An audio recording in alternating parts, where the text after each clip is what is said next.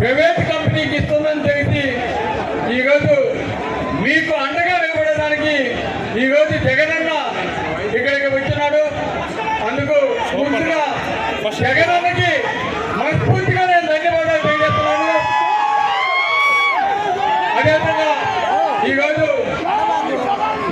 మన ఫిషింగ్ హార్బర్కి అనేక మంది వైఎస్ఆర్ కాంగ్రెస్ పార్టీ నాయకులంతా వచ్చినారు వేదిక మీద. వారందరికీ కూడా మనస్ఫూర్తిగా ధన్యవాదాలు తెలియజేస్తున్నాను.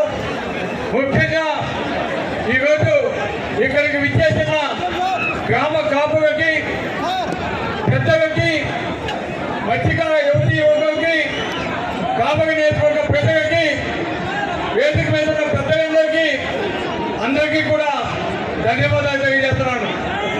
ఎంతో తెలుసు ఈరోజు మత్స్యకారుల కోసం రాష్ట్రంలో ప్రతి ఫిషింగ్ హార్బర్తో ఎవరైనా ప్రారంభించాలంటే అది ఒక్క జగనన్న అని ఈరోజు అందరికీ గర్వంగా తెలియజేస్తున్నాను. అంతేకాదు రాష్ట్రం అభివృద్ధి చెందాలంటే సువిశాల జగ ప్రాంతంలో అనేక పోర్టు ఈరోజు ప్రారంభించిన ఘనత, కంప్లీట్ చేసిన ఘనత జగనన్నదని మరొకసారి మీ అందరికీ సభాముఖంగా తెలియజేస్తున్నాను. ఈరోజు జగనన్న మీకు ఫిషింగ్ హార్బర్ కట్టిస్తే ఈరోజు ఈ కూటమి ప్రభుత్వం జగనన్న 95% పైసలకు ఇక్కడ వర్క్స్ కంప్లీట్ చేస్తే మిగతా 5% కూడా కంప్లీట్ చేయకుండా ఏ విధంగా వదిలేశారో, ఏ విధంగా మత్స్యకారుని ఇబ్బంది పడుతున్నారో మనం చూస్తున్నాం.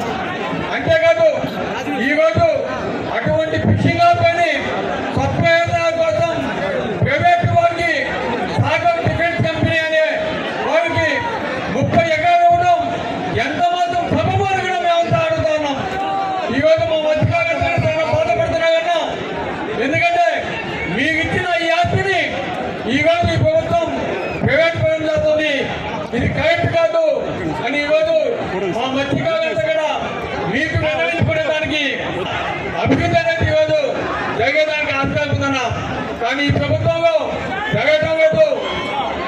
మాకు మగ తప్ప